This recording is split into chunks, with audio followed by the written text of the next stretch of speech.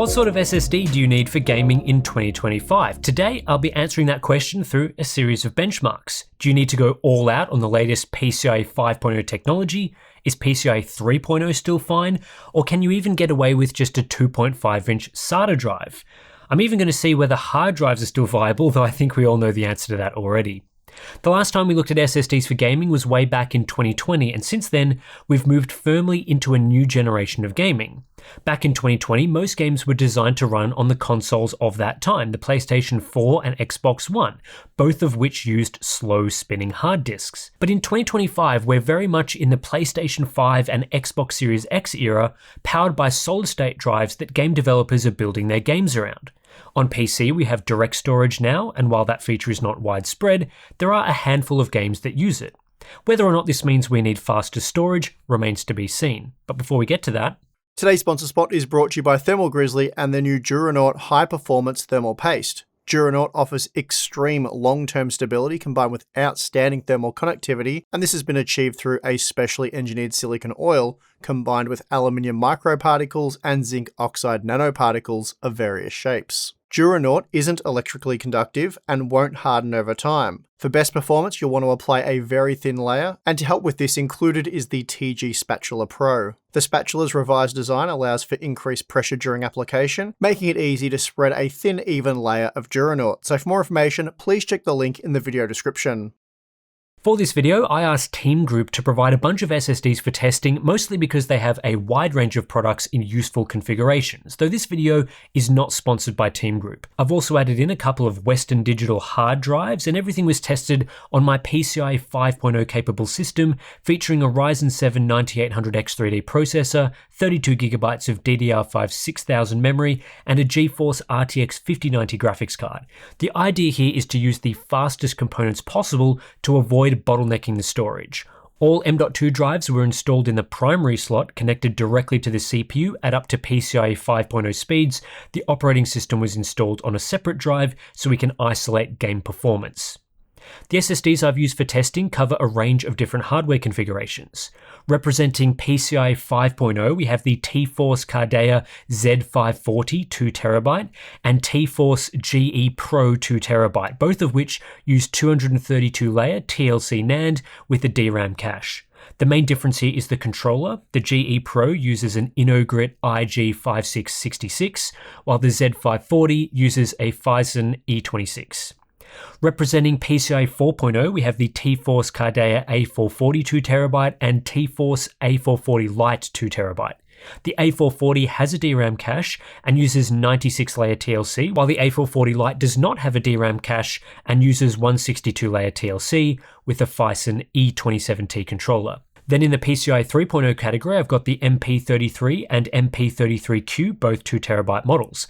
Both do not have a DRAM cache and use the Maxio MAP1202 controller. The MP33 uses TLC NAND, while the MP33Q is a QLC NAND drive. I've got a USB SSD in the mix, the T-Force M200 portable SSD 2TB, which uses a USB Gen 3.2 2x2 interface at 20 gigabits per second.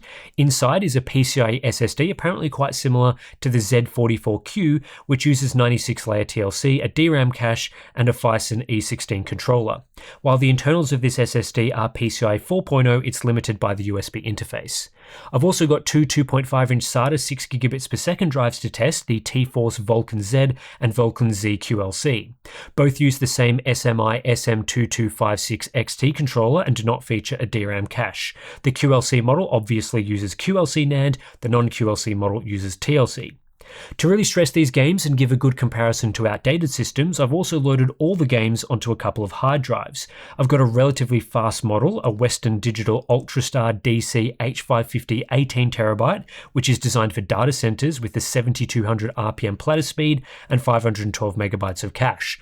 I've also got a slower model, a Western Digital Blue 3TB, which is 5400 RPM and has 64 meg of cache. So let's get into the testing. Here we're starting with Assassin's Creed Shadows, a game which uses direct storage and requires an SSD according to the minimum specification table. Loading this game on a hard drive is possible, though Ubisoft throw up a warning and load time performance is quite terrible on a hard drive, so it's not a good way to play. Outside of this, there is only a small load time difference between the various PCIe M.2 drives, and this doesn't seem overly related to the specifications of the drives. Performance drops off slightly, moving to the M200 over USB, but it's with SATA drives that the game loads noticeably slower. The Vulkan Z was more than twice as slow as the relatively entry-level MP33 at loading into the game, and while it's fine for gameplay and all of that, a PCIe drive gives a noticeably faster loading experience. In Black Myth Wukong, load times are mildly tied to storage speed, but going from a PCIe 3.0 QLC drive to a PCIe 5.0 TLC drive only shortened the initial load time by 10%, so that's not very significant. USB storage was 11% slower than the MP33Q, and again, we see SATA drives loading this title noticeably slower. The Vulkan Z took 36% longer than a PCIe 3.0 SSD. The game does load using hard drives, but on the 5400 RPM model there was quite a bit of instability with this title slowing down as it loaded assets, a very unpleasant way to play. Now, if you're already in the game and you decide to reload a save from the menu, load times are quite a bit faster, and there's not as much of a difference between the various models. Even hard drives perform well in this test, but we'd still recommend an SSD for the best experience. City Skylines is a weird game because this is the only example I found where loading into a large map took less time on a SATA SSD than a PCIe SSD. I don't know why that would be the case, maybe someone in the comments can let me know, but it seems that all the PCIe SSDs delivered roughly the same experience. Hard drives are slower, but not severely crippled like you see in some of the other titles. If you're already in a Cyberpunk 2077 game and decide to load a previous save, there is no difference in load times between any of the SSD options, including SATA and USB models. So long as you have an SSD in your system, you're getting the best experience, and outside of that, load times are bottlenecked by other components. Hard drives are up to 3.8 times slower though, so that isn't a recommended way to play. F125 loaded in the exact same amount of time on all the PCIe SSDs, so this is another title where it doesn't matter whether you have PCIe 3.0 or PCIe 5.0. SATA drives was slightly slower, loading a race 8% slower, but this is a pretty negligible difference in my opinion. Hard drives also seem viable in this title with relatively fast load times all things considered, but obviously still the slowest option. Fallout 4 is the oldest title we're looking at. I wanted to chuck in a 2015 game here, and again we see very little difference between any of the SSDs. The game loads into the save I used in approximately 17 seconds and runs just fine off a SATA SSD. However, loading from a hard drive, especially on the very first load after booting the game, is much slower, so the experience from an SSD at minimum is worth it. Indiana Jones and the Great Circle is one of the more modern games in this test suite, and it loads exceptionally quickly despite not using direct storage. When fast traveling between different countries in the game, any of the PCIe SSDs load the world in under 5 seconds, with very little difference between the models. This suggests the actual storage speed of the SSD is not the primary bottleneck, and so even a USB drive is fine. SATA drives are quite a bit slower though, so the black loading screen lingers for longer. While the Vulkan Z took 70% longer to load than the A440 using PCIe 4.0, I didn't notice any issues in the brief bit of gameplay I did, and you don't often load between worlds, so I'd say a SATA drive is fine in this title. What isn't fine is hard drive performance. The game does load on a hard drive despite an SSD being the minimum spec, but it takes considerably longer to load, and even after the game loads for the first time, there is visible pop-in for multiple seconds, which can make the game look broken. So playing directly off a hard drive is not recommended. Kingdom Come Deliverance 2 is another title where initial load times into the game are mildly tied to SSD speed. I found the fastest PCIe 5.0 drive, the Z540, to load this game in 15% less time than the slowest PCIe 3.0 drive, the MP33Q, which does shave off 5 seconds, if that matters to you. SATA drives, especially the Vulkan Z QLC, are noticeably slower, taking 46% longer than the QLC-based PCIe drive. Again, SATA is viable, just not a speedy experience. What isn't viable is loading this game off a hard drive. Kingdom Come throws up a warning if you try and load the title off a hard drive, recommending an SSD instead, and that's probably because it can take over 4 minutes to load into the world on a hard drive, which is a painful experience. With that said, reloading a save file once in the game is quicker and closes the gap between the various storage options in all circumstances except for the 5400 RPM hard drive. Interestingly, the 7200 RPM model was the fastest by about half a second, probably due to the way it caches. The Last of Us Part 2 is another title that uses direct storage, though there's no noticeable difference in load times between the 6 PCIe NVMe drives. Fast USB storage is also viable. SATA drives were noticeably slower to load the game though, taking at least 60% longer, and loading off a 5400 RPM drive was slower again.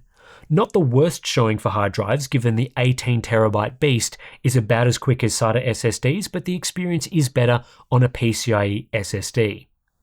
Spider-Man 2 also uses direct storage and is known for exceptionally fast load times. It doesn't seem to matter much what sort of PCIe drive you have, so long as it's PCIe. That's the essential part to guarantee the fastest experience. SATA drives also work, but in the worst cases can be nearly 4 times slower, which makes things like fast traveling less fast. Here's the difference in a side-by-side comparison. We've got the GE Pro on one side as a PCIe 5.0 drive, and on the other side the Vulkan Z QLC SATA drive. The PCIe model is near instant at fast traveling, whereas the SATA drive hangs for a few seconds before loading into the new area.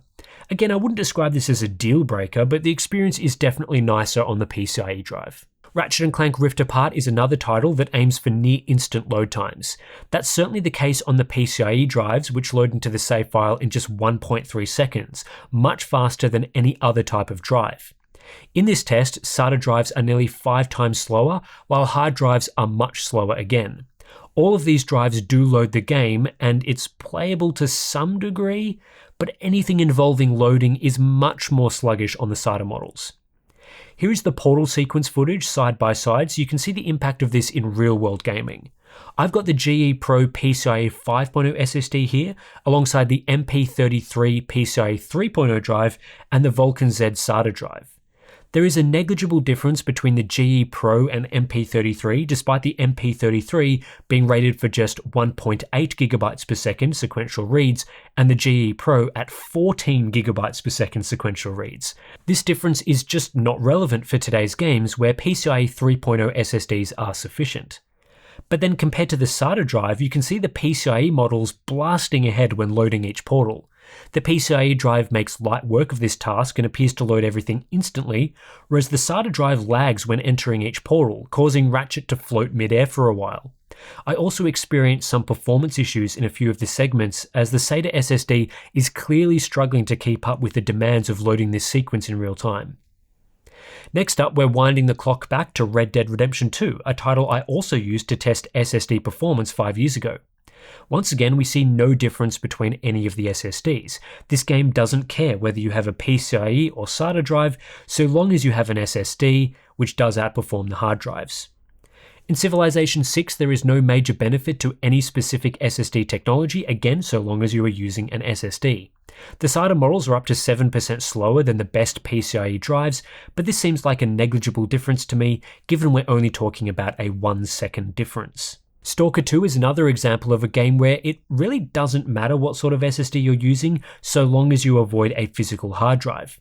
On the 5400 RPM model, I actually spotted the game loading incorrectly, with missing assets upon continuing into the game, which didn't happen on any of the SSDs. The game requires an SSD according to the minimum spec, and based on this testing, that seems to be true. The final title I'm looking at is Starfield, a game with a lot of loading screens. This is another example where load times are very mildly tied to overall storage speed. We're talking less than a 1-second difference between PCIe 5.0 and PCIe 3.0, which is negligible in practice, but the 5.0 models were consistently ahead. SATA models can be over 50% slower at loading into the game for the first time, but still a viable way to play. Hard drives, though, are extremely slow and not recommended. The gaps between each SSD shrink when reloading a save rather than loading into the game for the first time cold. It doesn't matter too much what drive you have in this scenario, as the game is bottlenecked in other ways. The exception to this is again hard drive loading, though this is an unsupported way to play, as the game requires an SSD, like most of the titles we've looked at. Loading games isn't the only thing you might do with PC storage though. There's a couple of other tests I want to run that are related to gaming, verifying the game's files, and moving the game to and from the drive. These are built-in features to Steam that I use all the time, and this is where faster drives might deliver a good speed up. The first test is verifying Stalker 2, a 150GB game with around 1100 files to verify. With the PCIe drives, storage speed does not seem to be a major bottleneck, with just a 4% difference between PCIe 5.0 and 3.0 models.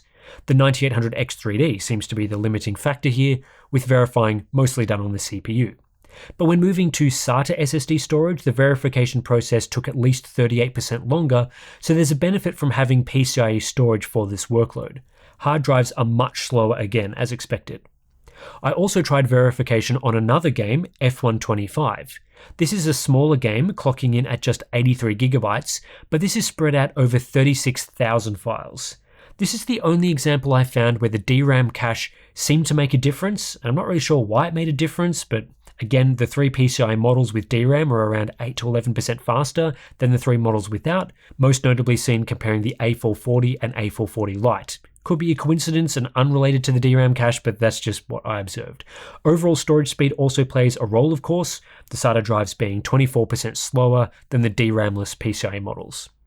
Copying files to another drive, in this case from the drive we're looking at to a PCIe 4.0 SSD, is relatively close across the PCIe models. I saw a 27% difference between best and worst due to better read speeds on the Z540, but all performed quite well. SATA drives, though, are much slower, so if you're looking to move games off a SATA drive onto a faster model, this could take at least 5 times longer than doing a PCIe to PCIe drive transfer. That's important to note if you like to have a secondary storage device as an archive that you move games off to actually play. Hard drives are an order of magnitude slower, and while of course you can get much larger capacities for archival purposes, having to wait 8 minutes to copy a 100GB game to an SSD to actually play it is pretty slow. On the other hand, we need to look at copying games onto the drive in question. This is where we saw a noticeable speed boost in 2 situations: having a faster interface with faster NAND, and from having more cache. Copying Assassin's Creed, a 123GB game, to the A440 took 38% less time than to the A440 Lite. Now, the A440 has a rated 6.9GB per second sequential write speed compared to 6.4GB per second on the A440 Lite, and the Lite model does not have a DRAM cache. But this performance largely refers to writing to the SLC cache, which is part of the NAND that is configured differently for the best burst write performance.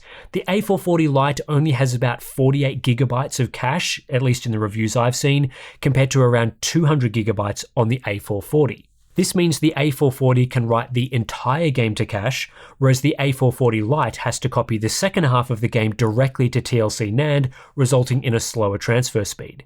The MP33, an older PCIe 3.0 drive, actually has more SLC cache than the A440 Lite, and so copies the game faster.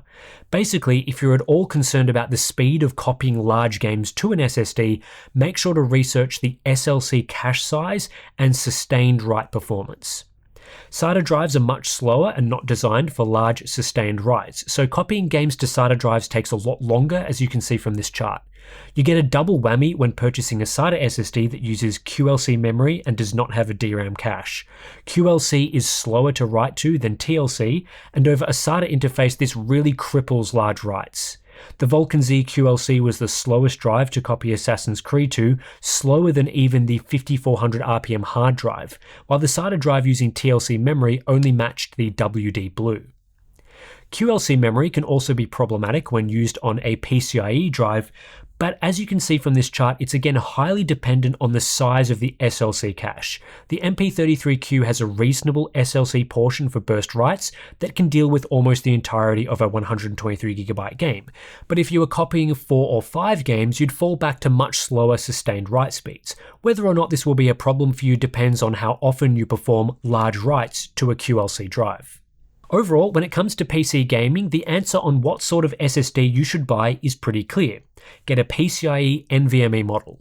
Beyond that, if you're mostly focused on game loading and gameplay, it doesn't really matter what sort of PCIe SSD you get, so long as it's PCIe. In a couple of titles, we saw small single-digit advantages to super-fast PCIe 5.0 drives over much slower on-paper PCIe 3.0 models, but even in the latest storage-intensive direct storage games, PCIe 3.0 is holding up perfectly fine and is often just as fast as PCIe 4.0 or 5.0 options. 2.5-inch SATA drives, for the most part, are still viable in actual gameplay, but modern games do load noticeably slower from a SATA drive compared to PCIe. There are a couple of recent releases that load in just a few seconds on a PCIe drive, but can take 2 to 4 times longer loading off a SATA drive, and this can make them feel less instant. There are some edge cases where SATA drives can't quite keep up in gameplay either, like the intense portal scene in Ratchet & Clank, a direct storage title.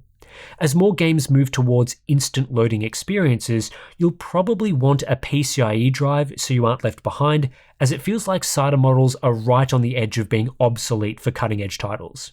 Obviously these days, we strongly recommend you don't run games directly off a hard drive, with any form of SSD providing a significantly faster and better experience. The majority of new releases list SSDs as a requirement in their minimum specifications, and while all the games I tested do technically run on a hard drive, the experience in many is obviously degraded. Very slow loading times and asset streaming issues are now commonplace gaming off a hard drive, which is why the vast majority of PC gamers ditched them for SSDs years ago. Hard drives are only getting worse and slower, so if you're still gaming on a hard drive, I guess kudos to you for putting up with that, but probably switch over to an SSD. Among the category of SSDs we recommend, PCIe SSDs. Again, it doesn't make too much of a difference what model you get when playing and loading games, but faster SSDs can be of benefit outside the in-game experience. It's much faster to copy lots of games to an SSD using TLC NAND than one using QLC NAND, so if you're going to do that pretty often, you should preference TLC SSDs. DRAM and large SLC caches can also improve performance, especially for small to medium writes, and are generally recommended if you're buying a single SSD to run Windows and games. Dedicated SSD reviews dive into all of that stuff. To go along with our recommendation of a PCIe SSD, these days it just doesn't make sense to purchase a SATA drive anyway from a value standpoint. In Team Group's lineup, the Vulkan Z 2TB we use for testing is just $92, compared to $107 US that is, for the MP33 2TB. You should absolutely pay the extra $15 to go PCIe, given how much better it performs. But would we recommend spending $140 US to upgrade to the A440 PCIe 4.0 model, or $200 to get the GE Pro 2TB PCIe 5.0 model? Probably not. Of course, if it's only 5% more to get a better PCIe 4.0 drive than a PCIe 3.0 model, that's something to consider depending on how you'll use it, and PCIe 4.0 drives are definitely very cheap these days.